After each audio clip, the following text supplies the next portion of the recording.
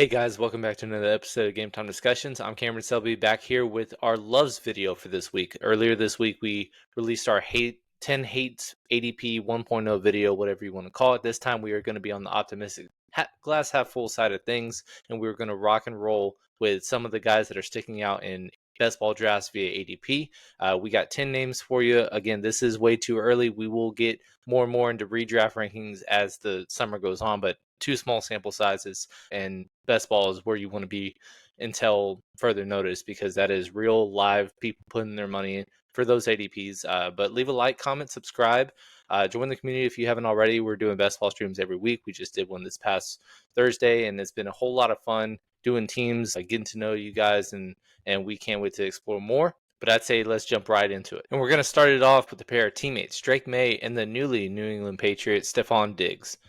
Drake May showed a ton of promise, even though obviously wasn't the most statistically inclined quarterback last year as a rookie. He did inherit a terrible situation, one of the worst offensive lines in football, actually graded out as the worst in football last season. And then also the receiving corps, having Hunter Henry of all people leading the team in receiving yards with about 600 and some change. A whole lot of new regime. Obviously, Mike Vrabel's in there as the big dog, and then Josh McDaniels returns once again as the OC of the New England Patriots, this time the first time without Tom Brady at the helm. So it's a whole lot of fun to see what they're going to do. We expect a lot of improvement. They have the second easiest strength of schedule this year. And to me, this tandem just kind of makes a lot of sense based on where they're currently going. Drake May showed a ton of rushing upside as well. I mean, he is sneaky athletic. Had a game with 90 plus rushing yards, multiple games with 5 plus rushing attempts. And so really the biggest hiccup was just the lack of ability to move the ball, because line was bad, skill weapons bad, OC bad, head coach bad, just the worst situation you could imagine.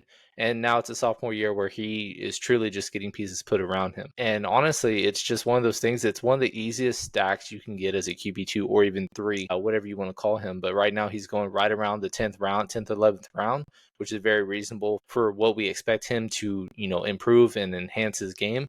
And then the guys that you're drafting with as a New England Patriot, obviously the running back, TreVeyon Henderson, and Ramondre will have a little bit to say with him as well. But everybody is at a reasonable price range, other than, I guess, TreVeyon Henderson is kind of right where we have him. But Stephon Diggs, as a guy who still was serviceable in his lone small half a season sample size with the Texans, now has moved on to the Patriots and is coming into a situation where there's not much target competition. Like we said, there was not much production at all from this position last year.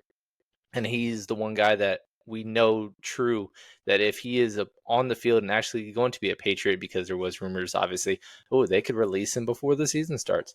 That's not going to happen if it ends up in a way where he's just not getting involved and it is a bust. It is what it is. But right now he's going as a wide receiver 5, depending on how you draft your teams. At the very earliest, a wide receiver 4. And right now it's a very reasonable range to just draft a wide receiver 1 on a good team with a good situation, a good schedule. And I just think it's a healthy bet to make right now. So we're doing a lot of Patriot love in terms of these guys drafting the running backs. And then even if you want to go as a tight end 3, Hunter Henry's going in the 170s. If you want to say DeMar Douglas as a steady slot receiver, he's going the 16th round. If you want to say Jalen Polk is coming back, he's going at the end of drafts. If you want to say Kayshon Boutte or Kendrick Bourne is going to have something to say about it, they're going at the end of drafts. If you want to say Kyle Williams, oh, look at him, he is the new sexy toy that they just drafted in the middle rounds. Well, guess what? He's going in the 12th round. So all these guys are really easy and reasonable ranges to go, and I just would like to invest some money into this team right now. Next, we're going to jump into a tight end, one of our favorite rookies in this entire rookie class, Tyler Warren, going to the Colts. Obviously, many people had the Colts drafting a tight end, but they just get the guy that we didn't expect to fall to him, because no one thought Tyler Warren was going to be tight end 2 off the board, and that just ends up being the thing. But this is just kind of one of those things where I feel like people are making a little bit of a mistake. The last 2 tight end 1s overall were rookie tight ends that were getting drafted 8th to 10th to 11th round range. And we saw that with Sam Laporta. We didn't really invest much in him in that year. And then last year, Brock Bowers, historically great tight end prospect, and we were just all over it because he was going right around pick 100 and just had a historical season. Sam Laporta was great in his own right in 2023.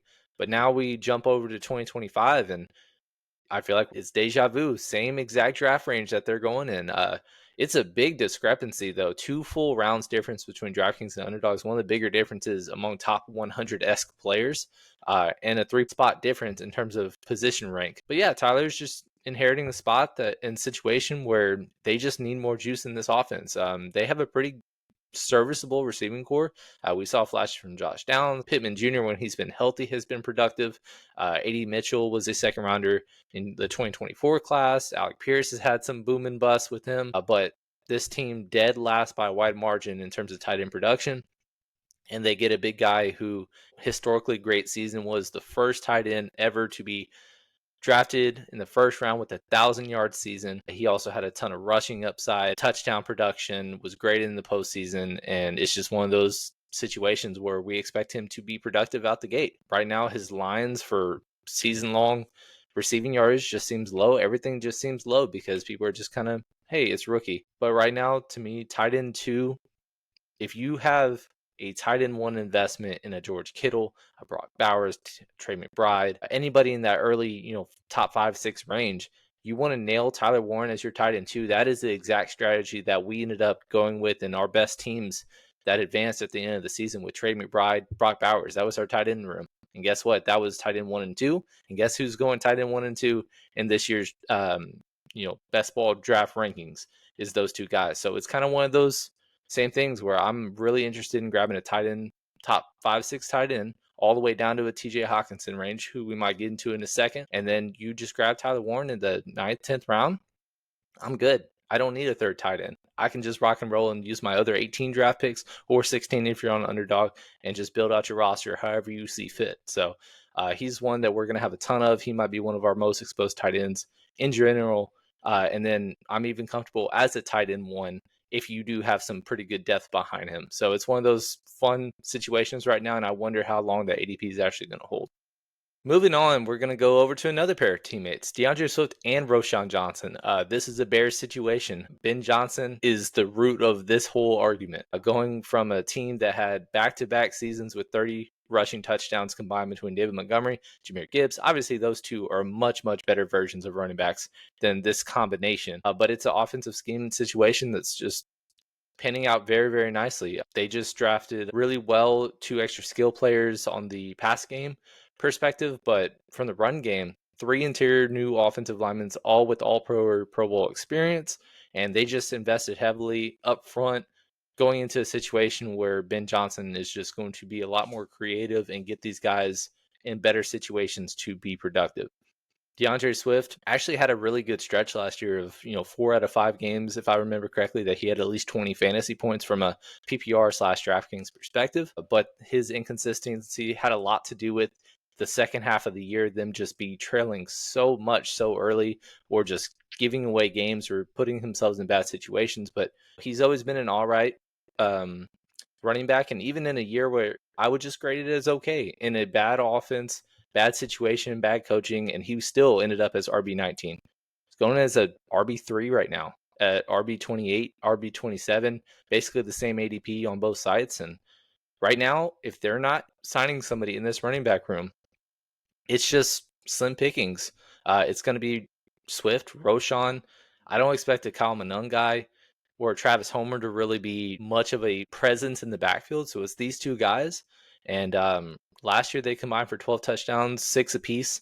Roschon obviously had much less opportunity, but he was the goal line back. So if this is a Sonic and Knuckles light Walmart version, whatever you want to call it, Roschon Johnson and Swift having 15 to 20 touchdown upside, and then on top of that, being productive to where they can combine for about 2,000 yards. If you don't believe in both of these as a tandem, at least one of them is going to be out playing their ADP right now. DeAndre Swift going as just around a 7th, 8th rounder as a RB3, like I mentioned. And then with Roschon Johnson, he's going at the end of the 15th, 16th round, outside of the top 50 among all running backs. And it's just one of those stacks that we're just clicking on a lot right now based on ADP because it's a great situation. And unless they do add somebody, we know Nick Chubb a couple weeks ago visited.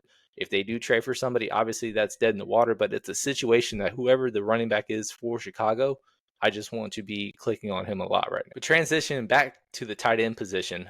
Tight ends are really kind of, there's a dead zone because there was elite tight end production, and then a lot of the mid-tier, the Kyle Pitts, Kincaids of the world, Evan Ingram's really busted it out last year. So it's essentially you draft him high or you're waiting until, the eighth round or later. But TJ is the last guy that we consider as this is true elite tight end upside, and you draft one of these top six, you're good with whoever you want as backup because this guy will kind of lead the way for the majority of the season.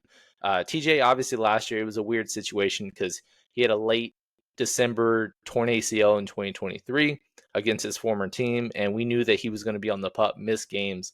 His ADP was in the 150s to start the best ball season, and we were like, hey, that's tight end 2, tight end 3 range. And at that point, you're hoping and crossing your fingers for a good 2 to 3 games of spike production.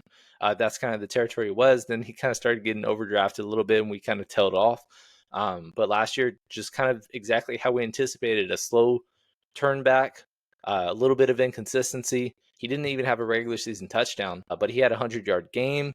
Right out the gate, was pretty involved in terms of target share, and then his snap share just kept on improving every single game. And then obviously he got his touchdown at the very end in the lone touchdown that the Vikings scored against the Rams in the wild card round. He's a guy that has been a top 5 S tight end, both overall and a fantasy tight end for the last 3-4 years when he's been healthy. He was tight end 1, tied for points per game in 2023 before his injury went down. He was tight end 2 overall in 2022. So he's just a guy that we've always liked.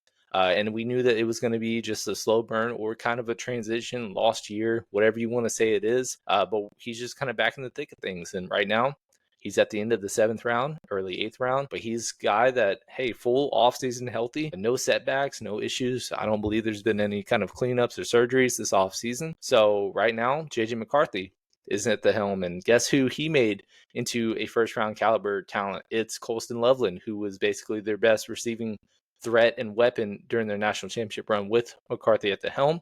So we expect that tight end is going to be heavily involved for a young rookie or rookie-esque first-year quarterback in JJ. So TJ, we're just kind of all in for him right now. I don't know if his ADP is going to rise a ton, but right now it's just a constant click that if you're not going early, you're not going late. This is your last chance to really get an elite tight end and not have to go the 3 tight end route. So yeah, it's just a name that we really like, and we just feel very, very good about him bouncing back this season. Kicking on over to the west side of the country, we're going Jakobi Meyers, who finished as a top 20 wide receiver last year, 1,000 yards with the Gardner Minshews, the Aiden O'Connells, all this kind of discombobulation, worst running game in football.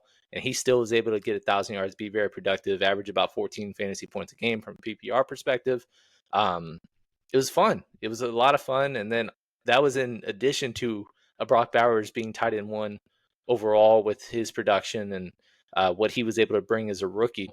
This year they bring in Jack Besh, who we're not really too high on. And even if you do expect him to be, improved version what he was dealing with as a complimentary receivers when they were just inserting Trey Tuckers of the world across the other side of him last year.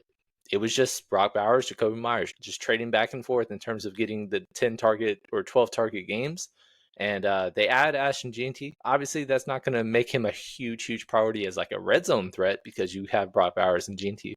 But who's to say that 3 can't thrive with a Geno Smith now as as the quarterback for the Raiders? So he's a guy right now. I'm not just optimistically saying he can be a wide receiver 2 like he was flirting with last season, but wide receiver 3, wide receiver 4 right now, going at the end of the 7th, early 8th. And I'm not trying to be too overly optimistic. I'm not saying that he can repeat being a fringe wide receiver 2, but at this ADP as a 6th, 7th rounder, you're telling me as a wide receiver 4, you don't really want to go as the true and only wide receiver 1 on a team that could be a fantasy relevant offense now that Geno Smith is the quarterback? I mean, kind of sign us up. This isn't really necessarily a homer pick from the Emery Cuzzy aspect of things that our partner of the show. It's more so just a great situation, great target share. Geno Smith has a successful track record of putting wide receivers into fantasy relevance, especially in his years in Seattle. I don't expect it to be any different with the trio of Raiders, and it's really every single touch that is important is going to go through these three guys. So we think Jakobi Meyers can even eat in the A+ scenario of a Brock Bowers and GT really paying off their first and second round ADPs. He can still be a massive value at this price range. So we're just still clicking his name right now. But moving on, we're going to go somebody who kind of had a little bit of an up and down year. It's Kenneth Walker. And the down wasn't because of production, other than, I mean, fantasy production's a little different than real life production. Averaging under 4 yards a carry is not impressive, but if you're doing it averaging 16 fantasy points a game, I will take it every single day, twice on a Tuesday. With Kenneth Walker, he did miss 6 games last year, but he still was top 12 in targets, receptions. Out of nowhere was just he's got like 24 targets in 3 games. And this wasn't a feature of his game in his first 2 seasons when he was a top 20 running back as a fantasy asset. So last year was one of his most all-around performances, but he did get 2 separate nagging injuries that kind of derailed some of his season. But even if when Zach Charbonnet was productive and had those elite games, there was a 40-point plus game when he was a chalky guy in the middle of the season. And still, when Kenneth Walker returned, it was all Kenneth Walker. All the important touches were going his way. He had a top 12 snap share as a running back. And right now, he's kind of going in the jumping on over to somebody who had a little bit of an up and down 2024. And it's not because of downs, because of bad production. Well, 3.7 yards per carry is not exciting, but when you are averaging 16 fantasy points per game, I will let it slide every single day, twice on a Tuesday. Kenneth, coming off one of his most versatile seasons, obviously was a top 20 running back in each of his first 2 years. First year had a little bit of a lull start, but then once Rashad Penny went down, he just kind of went his way, and he was what helped me win a couple of my championships from a redraft perspective. And then the previous season, top 20 running back once again, missed a couple games, but each of the first 2 seasons missed 2 games, but nevertheless still was productive. And then last year was one of those where he just was on the field a lot. He had the receiving upside and work where he was just like, hey, he's got 24 targets through 3 games. Then there's opportunities where he's coming back off an injury against a tough matchup. We don't really want to touch him. 3 touchdown game. It's just one of those things where if Kenneth Walker was on the field, it doesn't matter how well Zach Charbonnet did in his absence. He was getting every important touch, and it was just an exciting thing to see. And he was producing in spite of a bad offensive line. And on top of that, all of the receivers that were being productive and the passing game, which is what they were mostly kind of going through for the most part. He's just somebody that really excites me. He has identical ADPs on both sides, basically a fringe RB2. And right now he's going 5th round, early 6th. I've gotten him on a couple occasions, but I just can't stop clicking his name right now. There's a couple of rookie running backs that have jumped ahead of him. And I'm just like, I'd rather gamble on the talent that we know what Kenneth Walker is. Now he's finally going into a contract year, and we haven't really seen him have a true workhorse and put it together fully healthy season. I think he has an opportunity to do so now. They did add Damian Martinez, but I don't expect any kind of dip in production unless there is truly another nagging injury, which you could say that about every single running back. That's not something I'm really afraid of. And until he really jumps into the early 4th round, like that's just something that I think he's just being way, way undervalued right now. And now jumping over to Mr. George Kittle, who is the tight end number 1 in football, and that's a real life perspective. He's been one of the best tight ends in the league for a half decade plus now. The only thing is just, hey, can you stay healthy? But when he does stay healthy, you look at his 2024 stats and you see what he can do. 78 receptions, over 1,100 yards, 8 touchdowns. Finished as tight end 3, but he was tight end number 1 in terms of points per game because he did miss a couple, and that is just kind of the give and take of somebody that goes all in every single play. You're going to have some injuries and deal with that thing. But with Brandon Ayuk coming off an injury, we expect him to miss a couple time. Deebo Samuel now out of the situation in San Francisco, and Brock Purdy, you got him, Juwan Jennings, Pearsall, George Kittle. Who do you think I'm going to side with?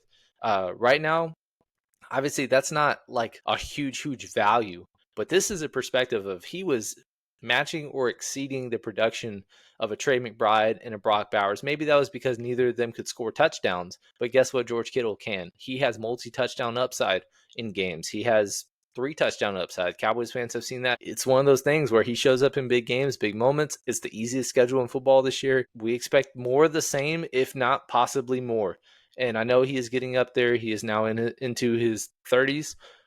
But at the end of the day, it's just one of those things where there's just no way that he can't be tight end 1 overall if he is not indeed injured, because he is the only one of these top elite tight ends that has the 12 to 15 touchdown upside. If Brock Bowers or Trey McBride are going to get there, it's because they had the 100 receptions or the 12 targets a game. George Kittle's not going to have that. He's going to have the occasional game where you have that, but most of it's just going to be 6 catches on 6 catches, 7 targets, but a touchdown, 90 yards.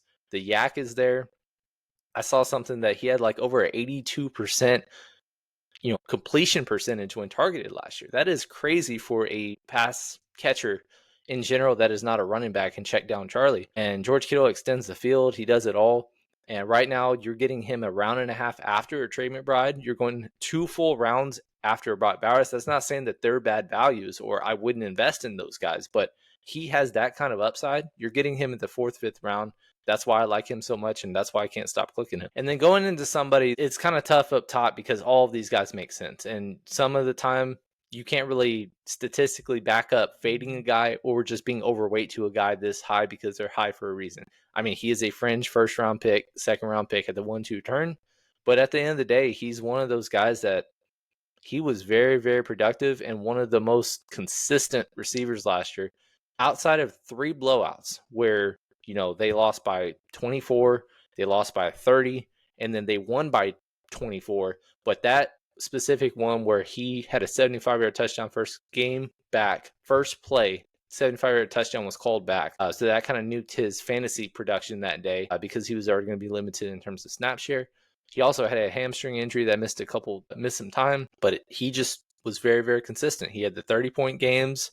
He had 20-plus point games. He's a good red zone threat. And he was doing a lot of that with Tank Dell at the helm.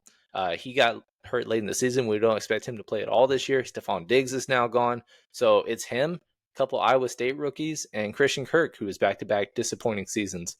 And Dalton Schultz, if you want to consider him. He had, I believe, 1 touchdown. So there is not much competition. He averaged about 17 points a game on less than 100 targets overall in the season. One of 2 receivers that finished in the top 25 to have less than 100 targets. In that much points per game. He's a guy that I just anticipate having as much upside or possibly more than guys like Puka, who actually added target competition. Malik Neighbors' schedule is absolutely awful. Brian Thomas added a lot of target competition as well.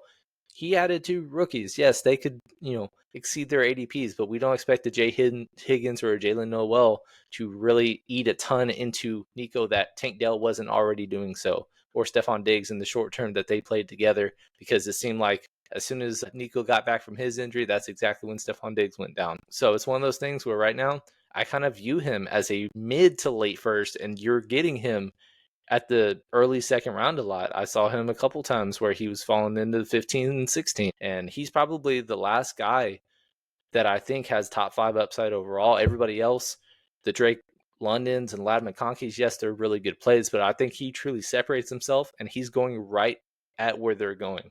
So it's a little bit of a tier break when he is in a different tier is kind of why he's on this list.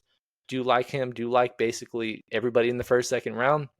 But we got to give somebody up top that kind of is standing out to us. Christian McCaffrey is another guy, but I think other people are on the same page with him. Nico is just one of those where a lot of people are just kind of putting him behind the guys I mentioned, Puka, Brian Thomas, Malik Neighbors, and I think there's an argument that he could be ranked above them based on the lack of target competition he's going to have.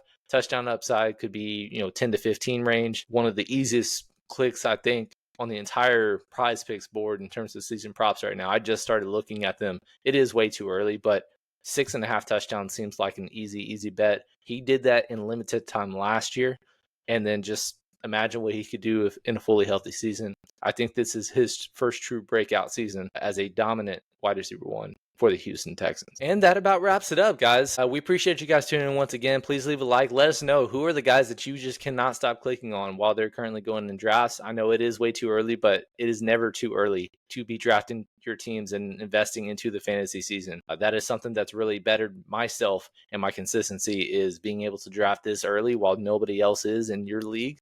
And this really helps prep you for seeing the trends, who's going earlier than they should be, because as soon as redraft start happening, usually in July, these ADPs are just going to be completely out the water different. And it's knee-jerk reactions from there, like, hey, this platform has them here, but then they're way over there. They're not really going to kind of merge together until the end of August. Well, right now, this is kind of the spot where, hey, this is where those trends are starting to happen when there's no news coming out and it's just straight vibes, the sharps, the people that are just getting a lot of exposures. So we're trying to do our best at getting the ones right and the ones wrong, avoiding them. But that wraps up our Love Hates 1.0 version, mainly best ball, but we're going to implement some redraft ranking as well in the next versions that come out in about a month or so. But like I said, please tune in. Let us know what you think. We're going to be live streaming every Thursday. Please be sure to tune in. Come draft with us. Come hang out. It's been a ton of fun so far, and we can't wait to continue hanging out with you guys, talking football, and let's just have a fun summer of fantasy football. So until next time, you guys have a good one.